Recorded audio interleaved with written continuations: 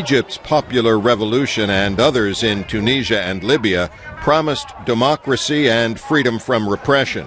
They also unleashed pent-up demands for more prosperity, a goal that depends in large part on international markets and investors. Risk analyst Anthony Skinner of the Maplecroft Company. This will have a bearing on how deep their pockets are, or how deeply they actually stick their hands into their pockets and churn out revenue and aid to these markets, which have suffered a lot of turbulence in Libya, Tunisia and Egypt. So, of course, this will have a bearing on the overall ability of such markets to recover. At the London School of Economics, Professor Ian Begg says Europe's economic problems will be felt differently in the various Arab Spring countries. I think we need to look at the individual countries in the Arab world because they are very different in their characteristics. Libya is an oil-rich country, and although it will take some time to get the oil revenue flowing again, Libya will benefit from losing its isolation. Much more difficult is Egypt, which is a very populous country with fewer immediate export potential.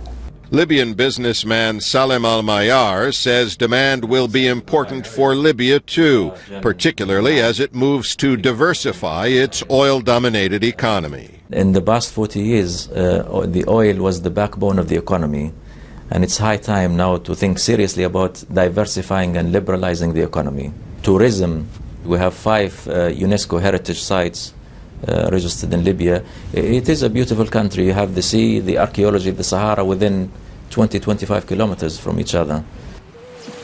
Tunisia has long taken advantage of its location to earn money from tourism, mainly from Europe. But that was down sharply this year after the first Arab Spring revolt in December and January, and is only now beginning to come back. Still, the ongoing downturn looms, although Ian Begg says 2011 may prove to have been the worst year of the European economic crisis. The European countries are expected to grow the rest of this year and certainly into 2012. So it continues to provide a potential market for the Arab countries. If it were to switch to a significant recession, then I'd start to be worried, but I don't think it will. And Anthony Skinner says European investors may soon find the Middle Eastern countries more attractive.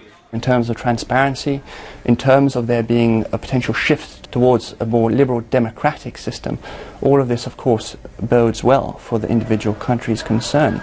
The joy and optimism of the Arab revolutions was bound to be followed by the more sober reality of developing countries in a global economic downturn. Now experts say the new Arab governments need to fulfill their political promises and be economically innovative, and hope their key markets and aid donors don't go broke. Al Pessin, VOA News, London.